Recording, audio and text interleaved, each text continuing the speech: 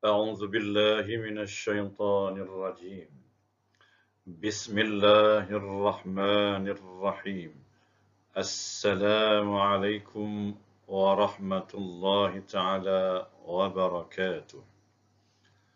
الحمد لله رب العالمين وبه نستعين وبعد. InsyaAllah pada kali ini saya mewakili kumpulan 9 untuk membentangkan tajuk ataupun tugasan ketiga AKP 2242 yang bertajuk kemahiran menyelesaikan dan membuat keputusan. Sebelum kita saya meneruskan bentangan, marilah kita melihat anggota kumpulan terlebih dahulu. Ahli kumpulan 9 ini diketuai oleh Ustaz Syed Muhammad Safwan bin Syed Hashim dan dibarisi oleh al-ulama al-asatizah al-ajilla Ustaz Abdul Halim bin Abu Bakar dan saya Muhammad Asri bin Ibrahim, dan seterusnya Ustaz Wan Muhammad Nazir bin Wan Muhammad, Ustaz Muhammad Hilmi bin Uthman, Ustaz Muhammad Hanafi bin Ahmad Jamaluddin, Ustaz Bayhaqi bin Muhammad Zain, Ustaz Muhammad Nasrullah bin Ruslan, Ustazah Hanidawati Hafiza binti Abdullah dan Ustazah Nur Azita binti Zainal Abidin. Itulah anggota kekuatan kumpulan 9. Okey, seterusnya kita pergi kepada lampiran tugasan.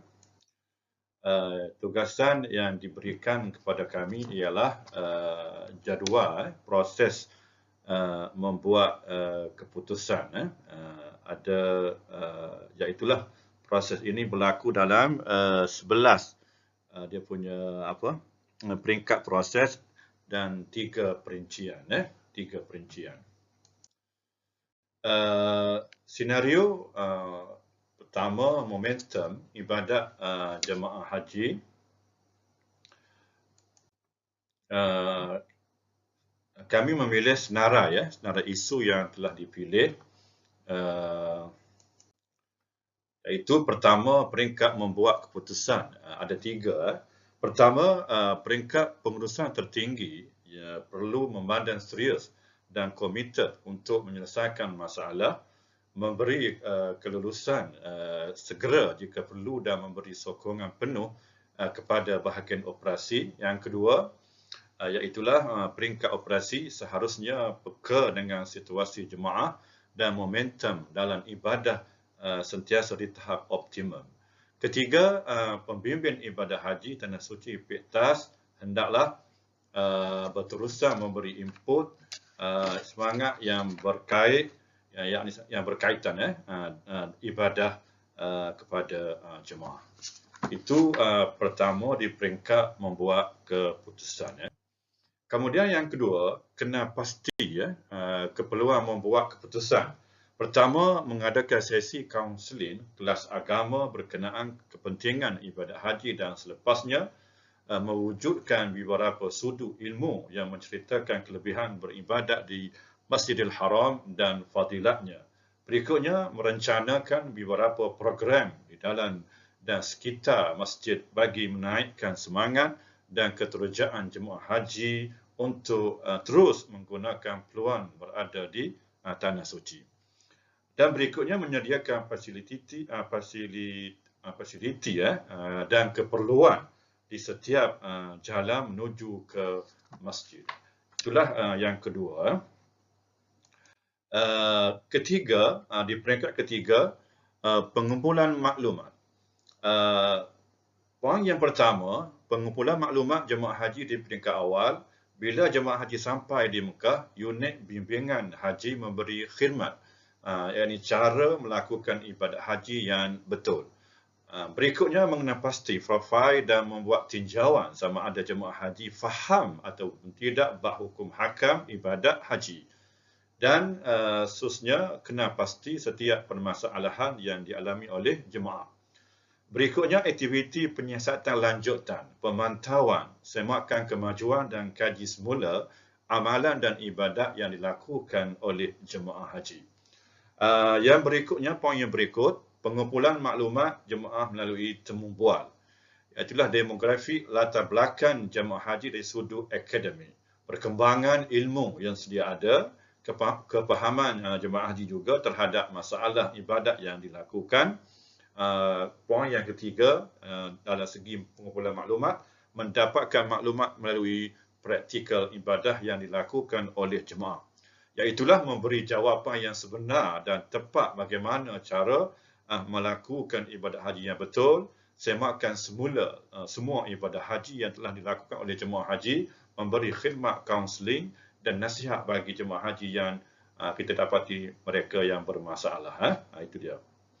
Kemudian yang keempat, menilai maklumat, iaitulah memberi makluman kepada jemaah haji bahawa mulai 1 Zulhijjah tidak digalakkan untuk melakukan umrah. Pemakluman ini penting demi menjaga kesihatan, stamina dan memastikan agar jemaah bersedia dari segi fizikal dan mental. Para jemaah digalakkan untuk menunaikan solat fardu di bilik hotel. Berikutnya, maklumat atau informasi perlulah jelas agar matlamatnya sampai kepada jemaah tanpa sebarang salah faham dan persoalan. Berikutnya, jelaskan secara terperinci kenapa dan mengapa keputusan itu dibuat agar para jemaah dapat mematuhi segala arahan yang diberikan. Itulah menilai maklumat yang keempat.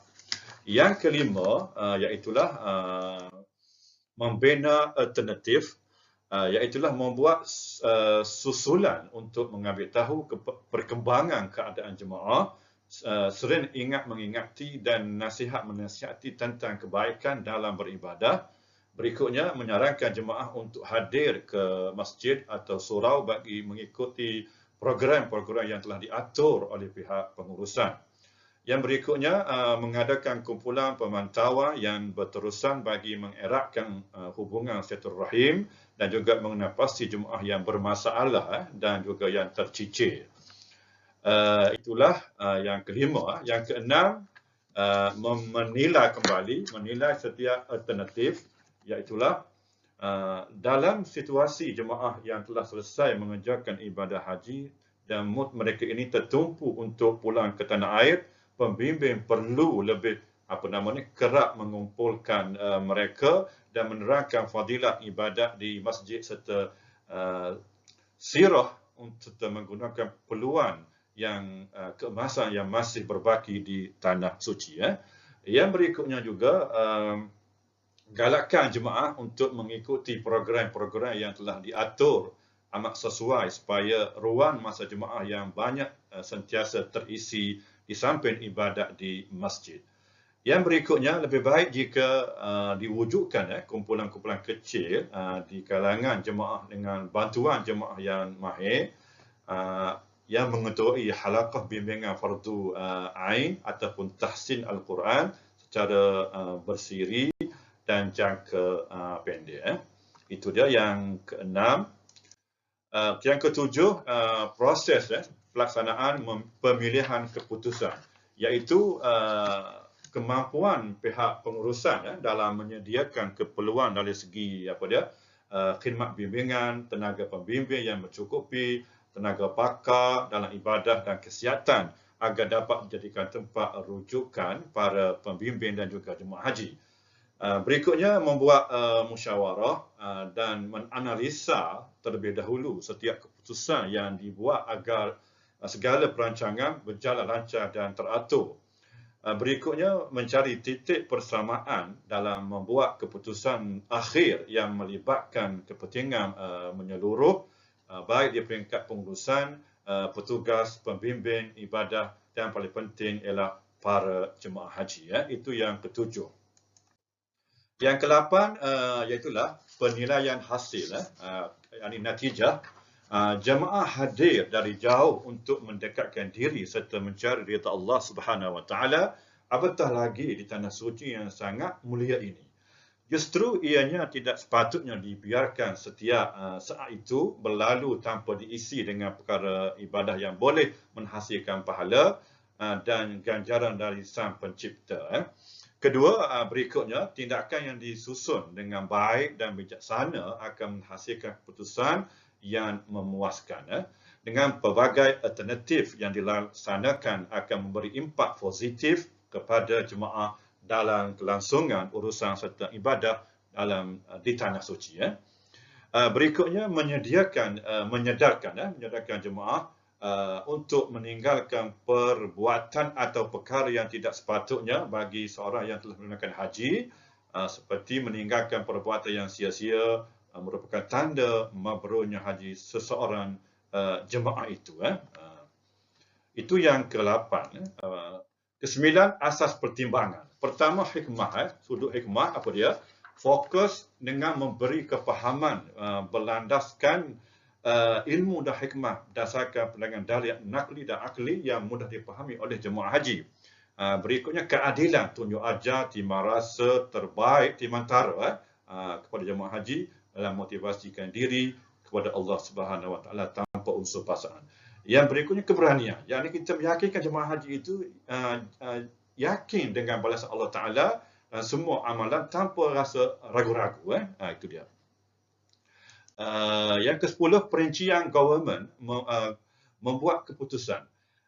Elemen syura. Jadi pengurusan tertinggi ini bersama pengurusan maktab, pektas dan tenaga utama PJS analisis secara terperinci setiap maklumat dan alternatif yang ada untuk membuat keputusan terbaik kepada semua jemaah haji. Dan juga kita kata elemen kepimpinan, pengurusan tertinggi juga mengeluarkan perkeliling kepada bimbingan dan operasi untuk pelan tindakan yang disetujui. Kemudian berikutnya, itulah kami menyediakan beberapa pelan tindakan, kemahiran menyelesaikan dan membuat keputusan. Itu saja dari saya sebagai mewakili kumpulan 9. Aqulu qawli hadza wa astaghfirullahal azim li wa lakum. Wassalamualaikum warahmatullahi taala wabarakatuh.